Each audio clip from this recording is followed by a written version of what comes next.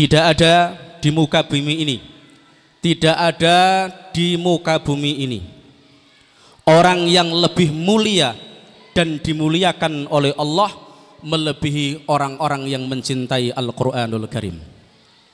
Tidak ada orang-orang di muka bumi ini yang akan diutamakan oleh Allah untuk diangkat derajatnya, baik di dunia maupun di akhirat, melebihi adalah Ahlul Quranul Karim.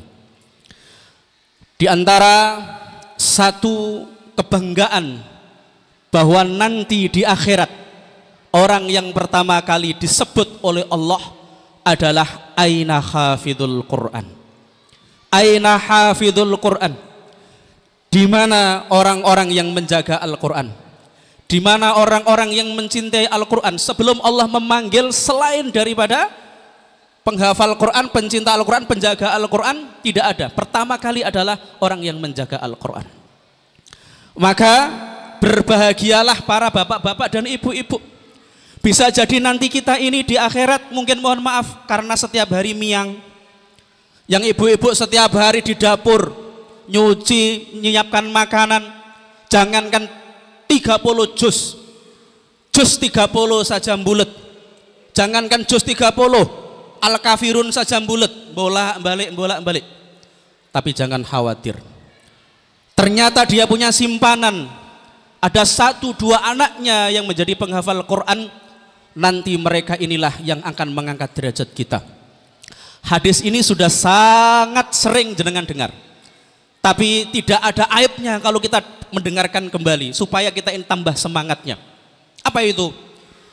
Nanti ketika Allah memanggil, di mana para penjaga Quran, para penghafal Quran itu, Masya Allah, kemudian ada salah satu anak, tak bahasakan sedayu saja supaya mudah di ini.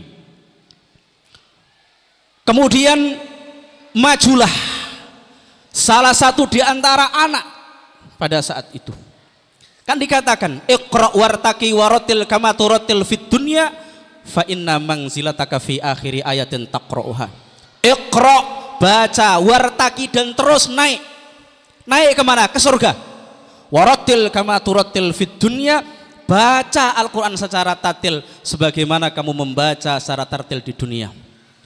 Fa inna manzilataka fi akhiri ayatin taqra'uha, sesungguhnya derajat kamu adalah ada pada ayat terakhir yang kamu baca. Loh, itu kemudian ada seorang anak, Masya Allah, disuruh naik gak mau. Tak bahasakan begitu. Ini bukan bahasa hadis, tak bahasakan.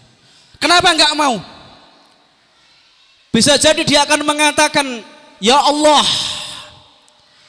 bagaimana mungkin saya akan naik ke atas surga sementara di kiri dan kanan saya tidak ada bapak dan ibu saya. Masya Allah. Sehingga kemudian dipanggil bapaknya Fulan, ya, Fulanah binti Fulan ini dipanggil. Kemudian maju bapaknya, ibunya maju.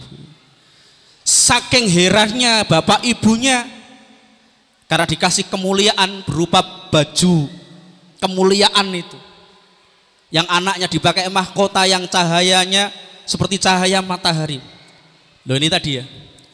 Kemudian bertanyalah bapak ibu ini yang tadi saya sebutkan, hari-harinya miang, mungkin hari-harinya di Tegal dan seterusnya di sawah tadi itu, nggak sempat belajar. Tapi Masya Allah mendukung anaknya, membimbing anaknya, mensupport anaknya, bahkan mengantarkan anaknya untuk mempelajari Quran, untuk menghafal Quran. Masya Allah. Kemudian beliau bertanya, ya Rob, ya Allah, kenging nopo kula kok angsal kemuliaan kados ngeten niki. Padahal seluruh manusia pengen disebut oleh Allah, pengen dipanggil oleh Allah, baik dirinya maupun anaknya pengen disebut, tapi tidak disebut. Dan beliau berdua termasuk yang dipanggil oleh Allah karena punya anak penghafal Quran. Maka dijawablah oleh Allah, wahai Bapak Fulan dan Ibu Fulanah, ketahuilah bahwa jenengan berdua ini diangkat derajatnya seperti ini itu karena dulu di dunia Masya Allah, setiap tahfidz 1 jam di LPTQ Al Iman diantarkan. Jenengan nunggu tanpa lelah, jenengan nunggu demi anak-anaknya untuk dekat dengan Al-Quran. Bapaknya Masya Allah miang berhari-hari berbantal nopo niku? Bantal nopo, Pak?